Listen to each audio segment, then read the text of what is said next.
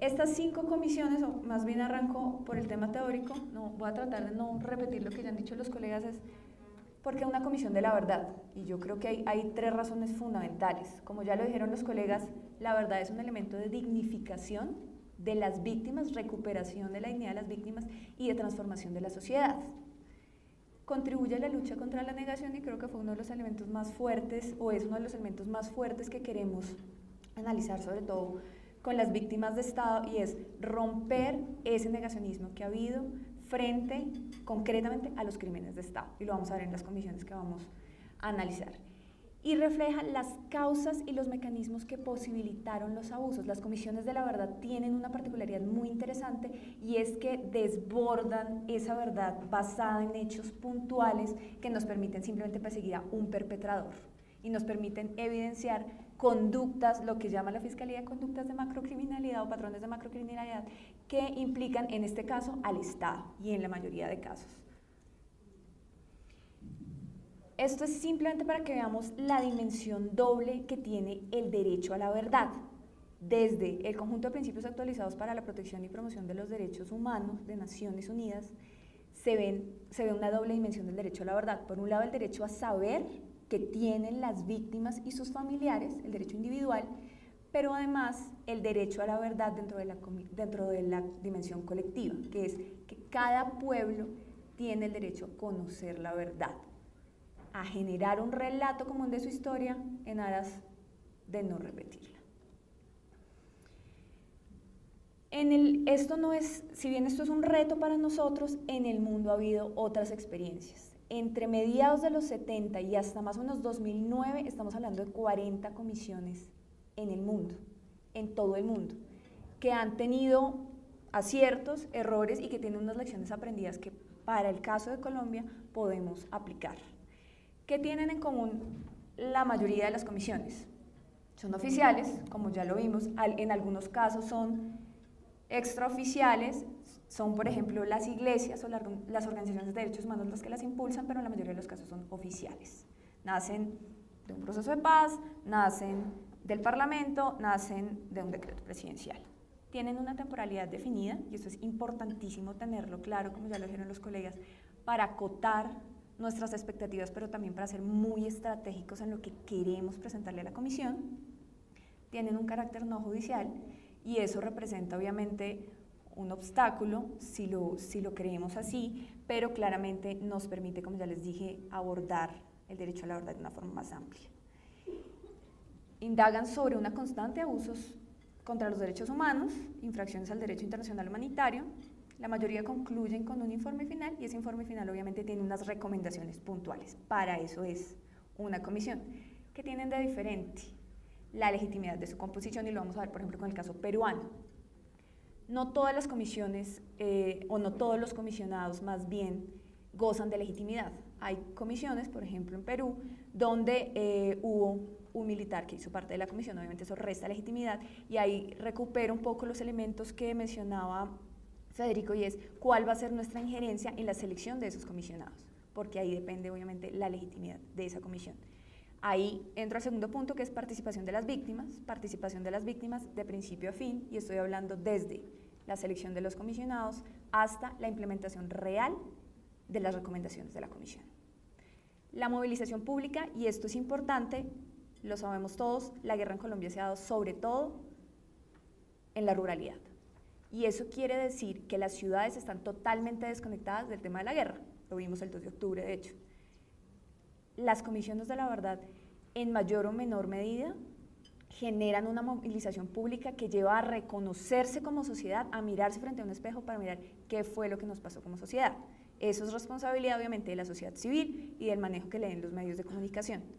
Y la metodología que use cada una de las comisiones, lo vamos a ver. Audiencias públicas sí o no, recolección de testimonios sí o no, despliegue regional sí o no, para que no lo vayamos pensando. Esto es simplemente como para que nos situemos un poco en el mundo y veamos cuáles son las comisiones que vamos a trabajar. ¿Por qué escogimos estas 5? ¿Por qué estos 5 casos? Primero, porque son casos en distintos continentes, 2 en África, 2 en América, una en Europa. Segundo, porque tienen algunas similitudes, ustedes lo van a ver en el material que les están repartiendo y otro material que les voy a entregar en un momento, sobre el tiempo de funcionamiento de la comisión.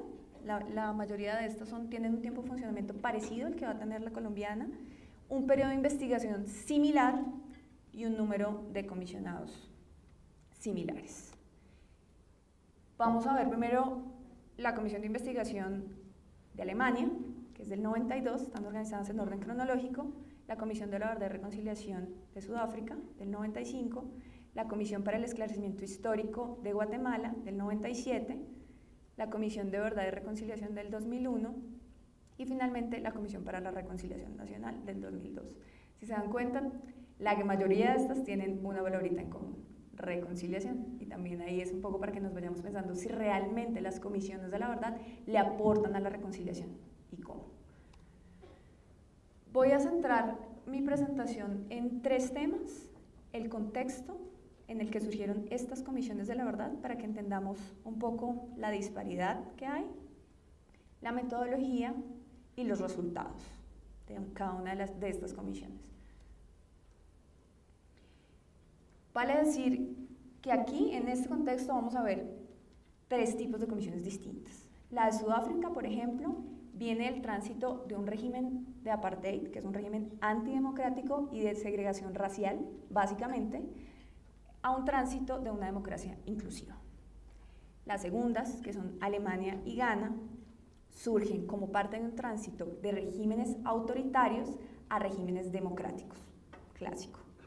Y la tercera comisión de la verdad, las terceras comisiones de la verdad se dieron en contextos de conflictos armados que llegan a su fin.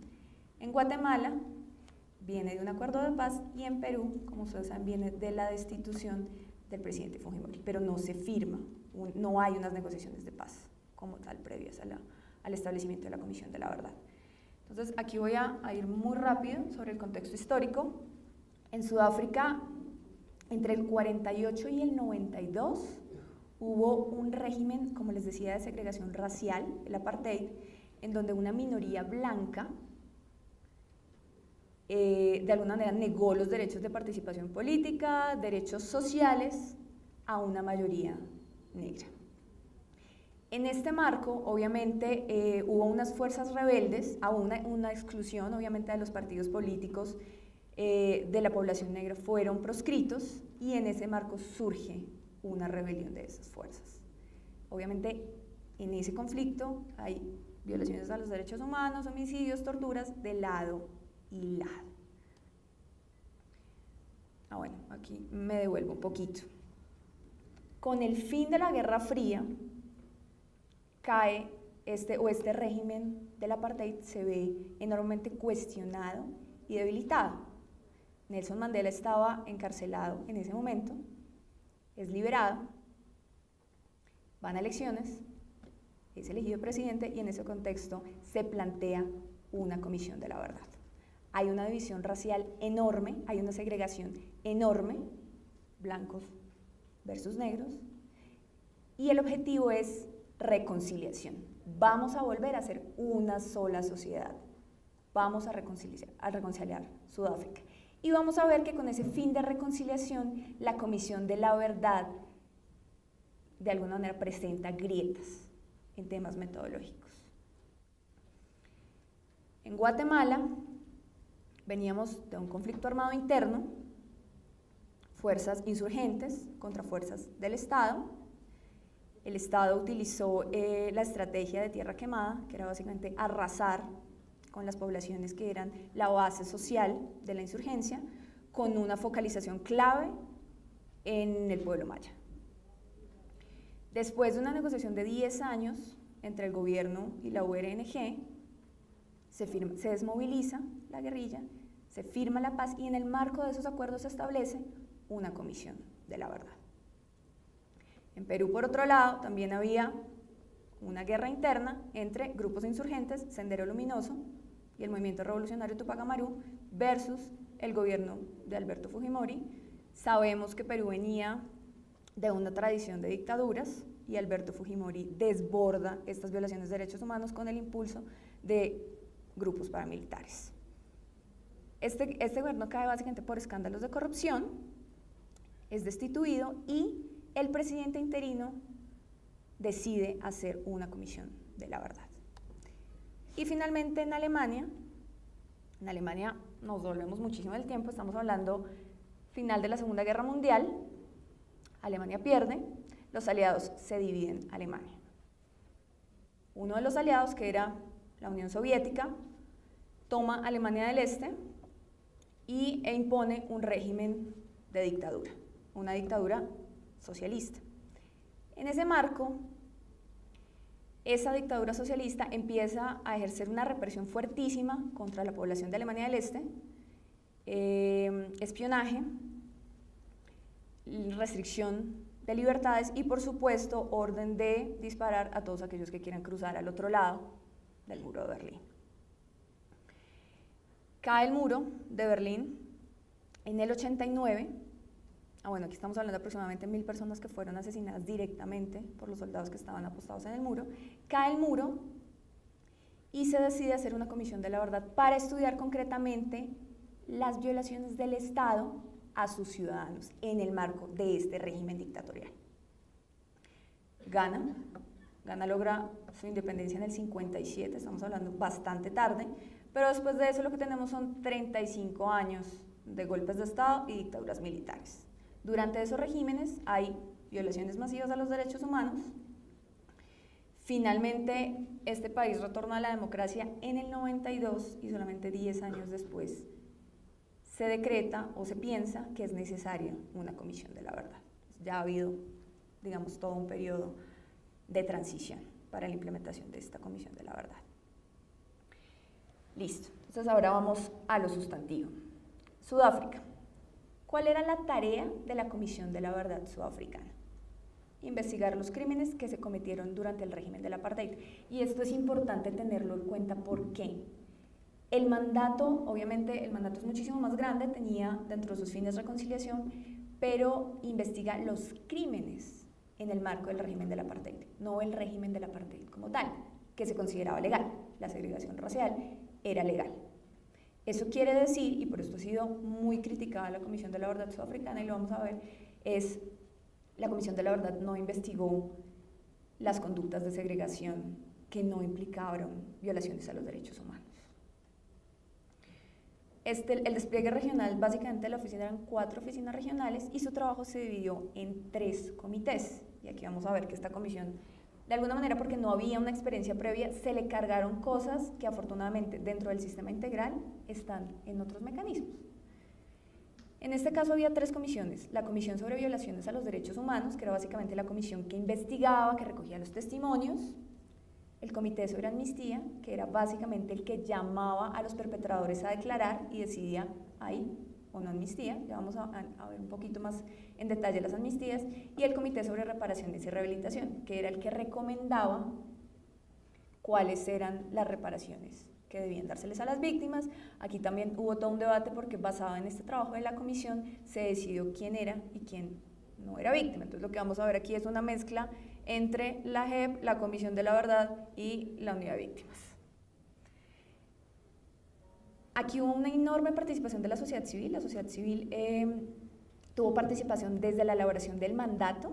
Se hicieron aproximadamente 27 audiencias regionales donde se escucharon las preocupaciones de la sociedad civil.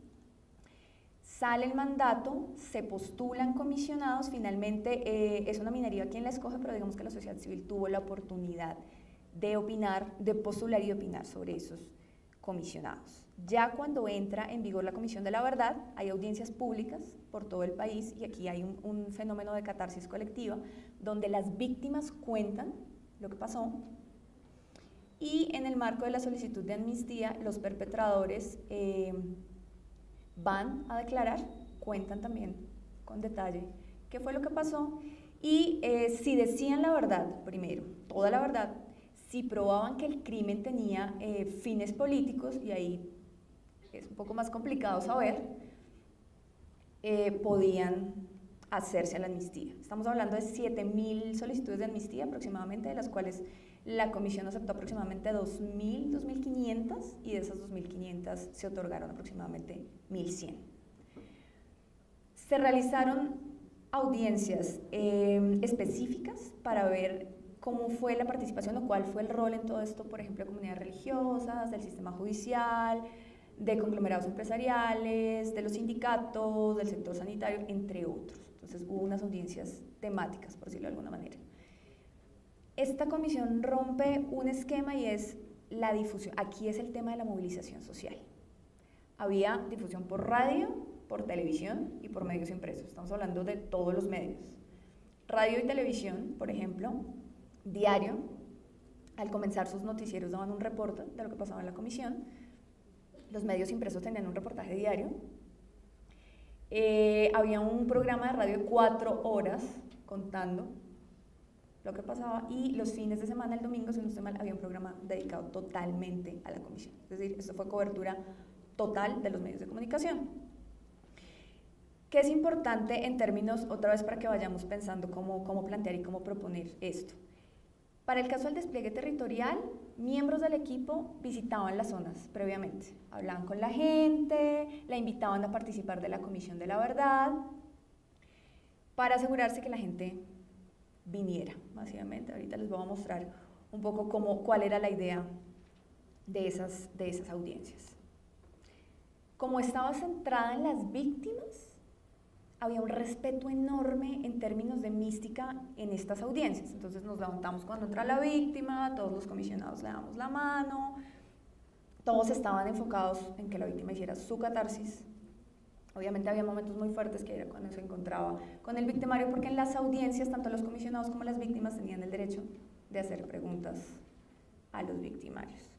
Les quiero mostrar, más o menos para que lo llevemos a la realidad, cómo se veía. Esto obviamente es una película, un concepto bastante hollywoodense de cómo era una audiencia de la Comisión de la Verdad de Sudáfrica, pero creo que nos puede dar de alguna manera una ilustración. El video, pero lo que quiero mostrarles aquí es, en las imágenes lo que veíamos básicamente era una audiencia donde de alguna manera había un careo víctima, perpetrador. Si se dan cuenta, las audiencias están en su mayoría llenas de público víctima. Aquí es importante, y lo vemos en el video, es el perpetrador no tenía que pedir perdón ni mostrar ningún tipo de arrepentimiento. Eso no era necesario, lo que tenía era que decir la verdad. Obviamente es crudo, es descarnado y causaba una afectación enorme en las víctimas, y es también para que nos vayamos pensando un poco en el marco de las audiencias, cómo queremos estas audiencias. ¿Realmente queremos, en qué zonas queremos? ¿Cuál es el acompañamiento que las víctimas necesitan? Porque debe haber toda una labor psicosocial, diría yo, de principio a fin. Esto no puede ser un tema parcial, y creo que tenemos nuestra experiencia más cercana son las versiones libres de Justicia y Paz, donde las víctimas salían muy afectadas porque no hubo un acompañamiento psicosocial ni constante, y me atrevería a decir que no fue real realmente. Bueno, entonces, seguimos. Para Guatemala, la tarea era básicamente establecer las violaciones a los derechos humanos y hechos de violencia que causaron sufrimientos a la población guatemalteca vinculados con el conflicto armado. Si se dan cuenta, aquí el mandato es enorme. Esta comisión rompe los esquemas en cuanto a cuáles son los crímenes a investigar. También tiene oficinas descentralizadas, aquí ya son 14. En Guatemala, los equipos iban hasta las regiones a recoger los testimonios. Habían días en que recababan 1, 2 testimonios, pero digamos que el compromiso fue ir a las zonas más alejadas e ir a las zonas más golpeadas por el conflicto. Se contaba con traductores para las lenguas mayas, y aquí es súper importante por el tema del enfoque diferencial. Vamos a tener traductores, vamos a tener gente que sepa los idiomas nativos para ir a hablar con las comunidades indígenas. Queremos hablar con las comunidades indígenas, vamos a traer comunidades indígenas, vamos a tener traductores.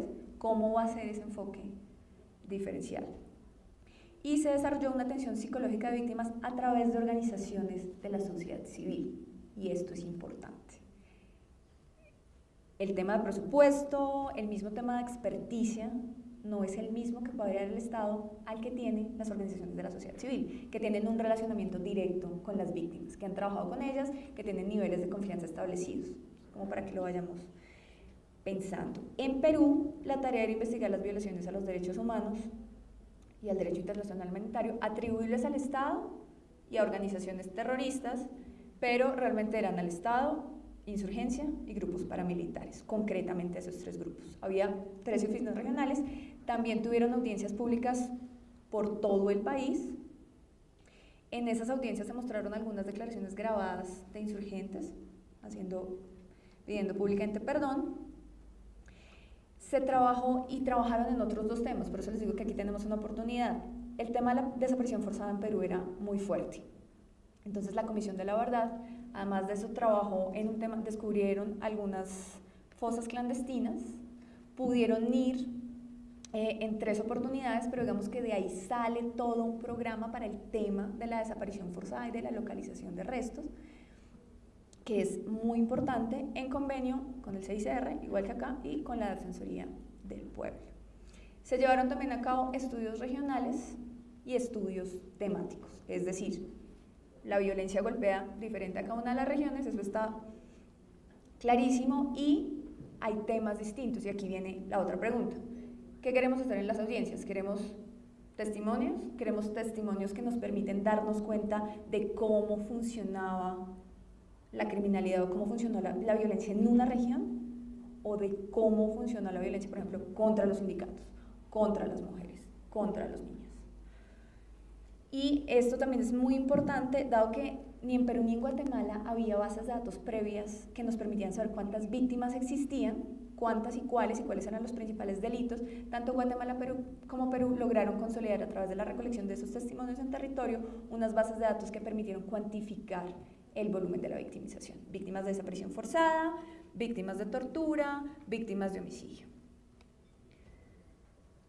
Alemania hizo una experiencia muy interesante porque la tarea era investigar y documentar las prácticas del gobierno en el marco de la República Democrática Alemana. ¿Eso qué quería decir? No se centraron en casos individuales, porque lo que pretendían no era acusar a un perpetrador concretamente, eso ya lo estaban haciendo los tribunales. La comisión dijo, yo no me voy a meter en esto. ¿Qué me interesa? Me interesa saber cómo el Estado espiaba a los ciudadanos, cómo recortaba libertades, cómo torturó y que dio orden para asesinar a los que se quisieran cruzar el muro. Básicamente eso. ¿Cómo hizo eso?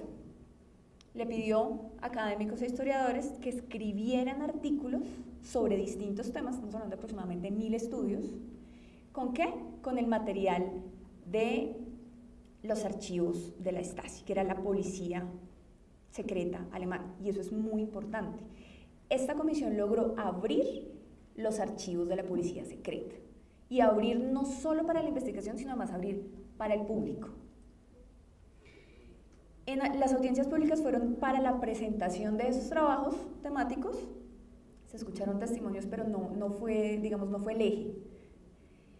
Y bueno, como ya les dije, se abrieron estos archivos para que la gente iba, básicamente, a ver qué era lo que el Estado tenía en términos de material de su vida personal. Como ustedes saben, en la época en Alemania del Este, la policía secreta podía ser cualquiera. Además de las fuerzas de seguridad normales, a mí me podía espiar mi esposo, mi jefe, mi suegra, cualquiera. Entonces, de alguna manera, era ya una intromisión profunda en la intimidad de los ciudadanos. Digamos que una de las críticas que se le ha hecho fuertemente a la Comisión de la Verdad Alemana es: aquí hubo cero emocionalidad. Fue un tema muy académico, supremamente temático, pero, y ahí lo vamos a ver más adelante en las críticas, no hubo una catarsis colectiva y no permitió de alguna manera impulsar una reflexión sobre lo que pasó. ¿Por qué? Porque de alguna manera no fue de interés en ese momento generar esa ruptura o esa reflexión en la sociedad alemana. Finalmente, en Ghana lo que querían era establecer un registro histórico y preciso de las violaciones a derechos humanos. También hubo un despliegue regional y tuvo una sede central. También tomó declaraciones de víctimas, realizó audiencias públicas a víctimas y a perpetradores y realizó consultas nacionales e internacionales para definir su mandato. Aquí también hubo participación de las víctimas. Hay una crítica y es con respecto a los comisionados. La sociedad civil entregó algunas observaciones, algunas sugerencias de cómo debía hacerse esa selección, muchos dicen que no se tuvo en cuenta, pero además el listado de comisionados se filtró a los medios de comunicación accidentalmente, como se filtran algunas cosas. De alguna manera, algunos lo vieron como una oportunidad de hacer críticas, se filtró el listado, listo, este es el momento de decir, hey, esta persona no tiene las capacidades, pero no hay ninguna certeza que eso haya realmente debilitado la posición o no privilegiada de un comisionado. ¿Cuáles son los resultados? Bueno, Sudáfrica, como les decía, fue la primera que tuvo una cobertura total de los medios. Obviamente eso llevó a una reflexión de toda la sociedad sudafricana sobre lo que había pasado. Se centró más en la reconciliación que en el esclarecimiento. ¿Y eso qué quiere decir? La Comisión de la Verdad Sudafricana tenía unos poderes que no usó, o no usó de la manera, digamos, de una manera fuerte.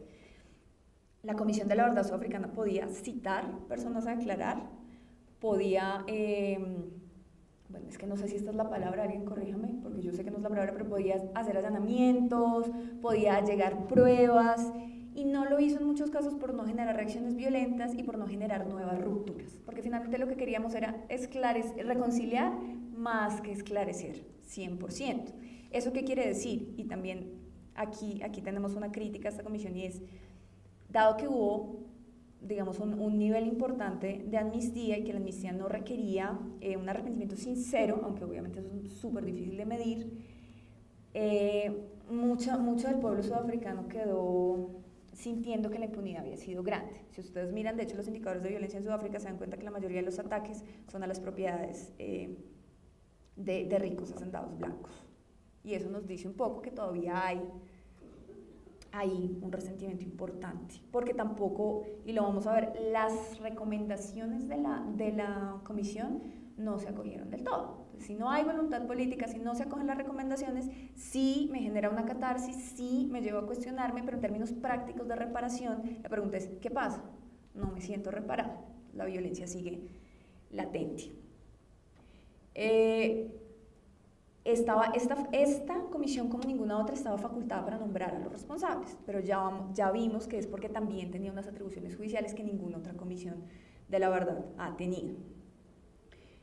Como les decía, tenía la facultad de conceder amnistías, que era algo que tampoco ninguna otra comisión ha hecho.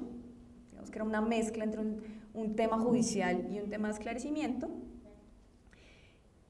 Como les decía, la población blanca no fue tan receptiva, obviamente porque sentía que perdía privilegios, entonces de alguna manera había muchísimo temor, muchísimo recelo hacia el tema de la comisión, y como les dije, hubo muy poca voluntad política para acatar las recomendaciones y para implementar el plan de reparaciones concretamente. En Guatemala, como vimos, se expande el mandato, se marca una nueva idea de justicia, y en el mandato lo dice, es una justicia que va más allá del castigo, es una justicia que tiene que ver con la reparación y la reivindicación que causa la verdad a las víctimas.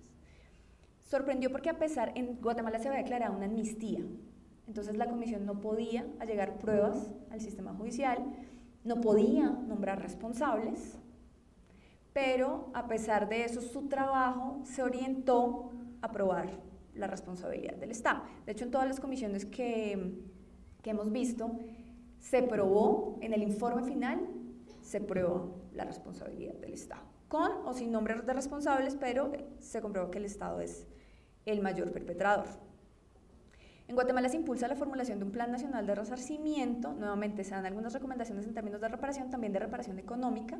Los montos de reparación económica eran muy pequeñitos para que el Estado pudiera responder, pero más allá de esa reparación económica, el resto de recomendaciones en términos de reparación no se implementaron. No hubo tampoco voluntad política para implementarlas. Naturalmente no logró la desclasificación de los archivos del Estado, y los que se le solicitaron a las fuerzas militares poco colaboraron, entregaron información escasa, argumentando que habían sido destruidos o que no tenían acceso.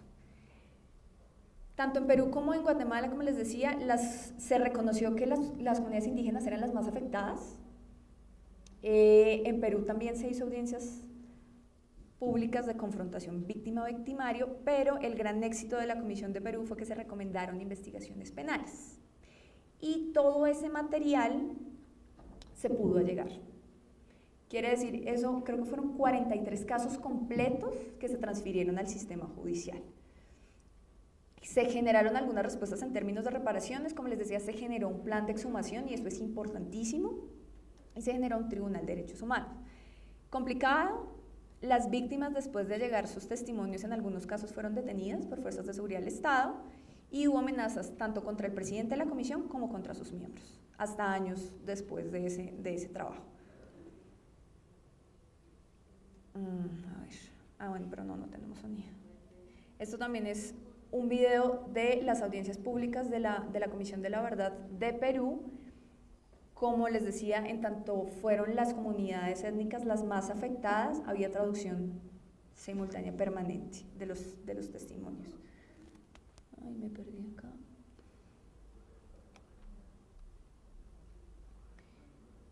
Listo.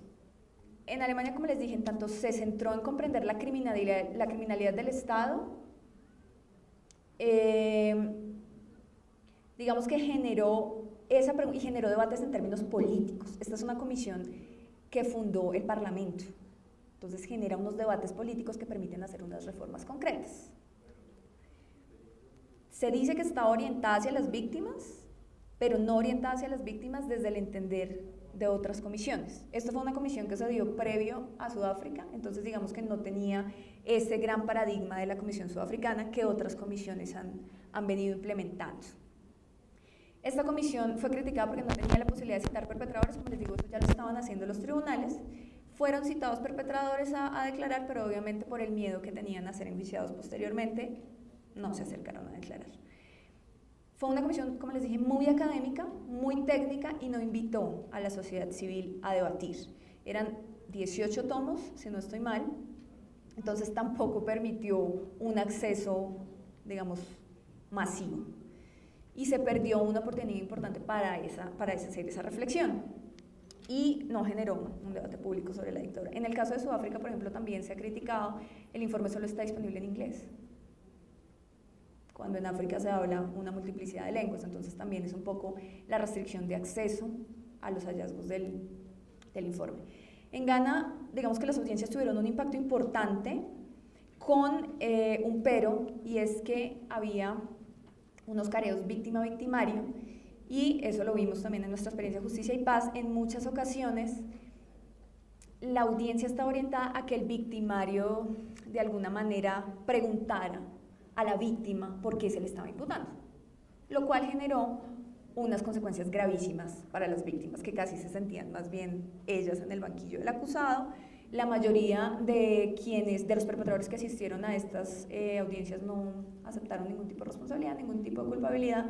De hecho, una víctima murió en una audiencia, tuvo un ataque al corazón. De hecho, ese fue también cosas logísticas que hay que tener en cuenta. A partir de esa audiencia, en Ghana se medía la presión arterial de quien iba a declarar antes de que declarara. Entonces aquí, bueno, si se dan cuenta, es complicadísimo hacer una síntesis de tantísima información. Espero no haberlos dado más confundidos que claros.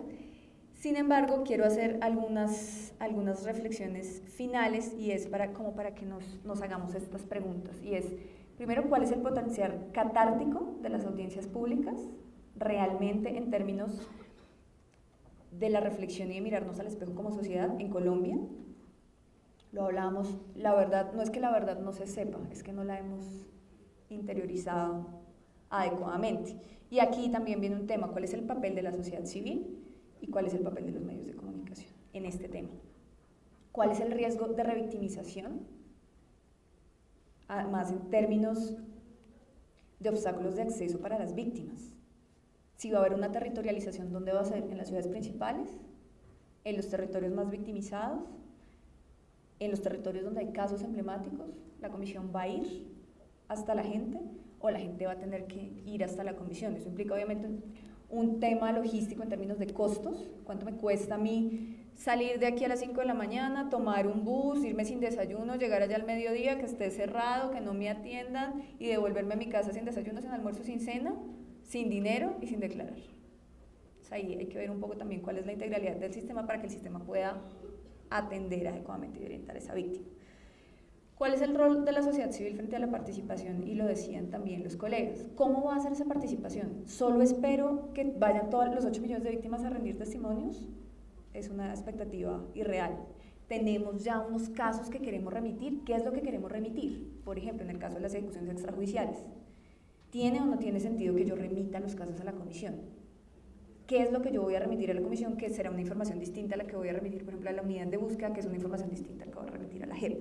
¿Qué es realmente lo que yo quiero que la comisión muestre? ¿Cómo garantizar el acceso real de las víctimas a los mecanismos? Y sobre todo, y esto es muy importante, ya lo vimos en todos los casos, yo creo que la gran falla de las comisiones de la verdad en el mundo ha sido el después.